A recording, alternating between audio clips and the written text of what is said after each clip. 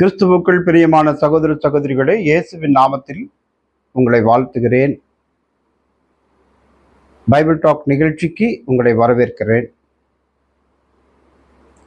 இந்த பொல்லாத உலகத்தில் வாழ்ந்து கொண்டிருக்கிற பரிசுத்தவான்களுக்கும் சபைக்கும் ஏற்படுகிற உபத்திரவத்தை நாம் கடந்து போய் கர்த்தருடைய சமூகத்தில் மகிழ்ச்சியாக இருப்பது எப்படி என்பதை குறித்து நாம் பார்க்கலாம். பிரியமானவர்களே, பொருளாதாரம் மிக கடினமாக இருக்கிறது. உடல்நிலை மிகவும் மோசமாக இருக்கிறது. சொந்தங்களினாலும் உறவுகளினாலும் பரிதபிக்கப்பட வேண்டிய நிலைகளை பார்க்கிறோம். இவைகள் அனைத்தும் விசுவாசத்திற்கும் விசுவாச வாழ்க்கைக்கும் சவாலாகவே வாழ்ந்து கொண்டிருக்கிறோம். இந்த சவால்களை மிக எளிதில் நாம் கடந்து போவதற்கு நமக்கு விசுவாசம் பலன் கொடுக்கும். விசுவாசம்னா என்னன்னா, பவுல் ரோமபுரி சபைக்கு எழுதுகிற பொழுது, விசுவாசம்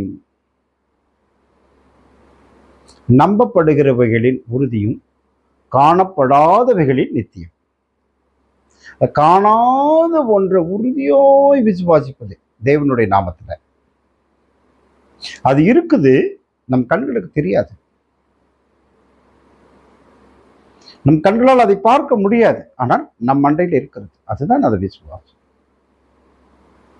நம்பப்படுகிறவர்களின் உறுதியும் காணப்படாதவைகளின் நித்தியம். ஒருவர் தேவன் உண்டு என்றும் தம்மை தேடுகிற பிள்ளைகளுக்கு அவர் பலன் கொடுப்பார் என்று விசுவாசிப்பது. கடவுளை நம்ப வேண்டும். அவர் தம்மை தேடுகிறவர்களுக்கு அவர் பதிலளிக்கிறார், பலன் கொடுக்கிறார் என்று நம்ப வேண்டும். பிரியமானவர்களே, உபத்திரவத்தில், பொருளாதார பிரச்சனையில, உறவில விரிசல்களில் பாதிப்பு ஏற்பட்டு விசுவாசத்தை மறுதளிக்க வேண்டிய நிலையில் இருப்பீர்களானால், பவுல் பரிசுத்த ஆவியினாலே நமக்கு சொல்லப்பட்ட வசனத்தை நான் உங்களுக்கு வாசிக்கிறேன். ரோமருக்கு எழுதின தீமோத்தேயுக்கு எழுதின 2வது நிருபத்தில் பவுல் அப்போஸ்தலன் சொன்ன அற்புதமான வார்த்தையை உங்களுக்கு முன்பு வாசிக்கிறேன். அது நிமித்தம் நான் இந்த பாடுகளையும் அனுபவிக்கிறேன், ஆயினும் நான் வெட்கப்படுகிறதில்லை. ஏனென்றால் நான் விசுவாசிக்கிறவர் இன்னார் என்று அறிந்திருக்கிறேன். நான் அவரிடத்தில் ஒப்பு கொடுத்ததை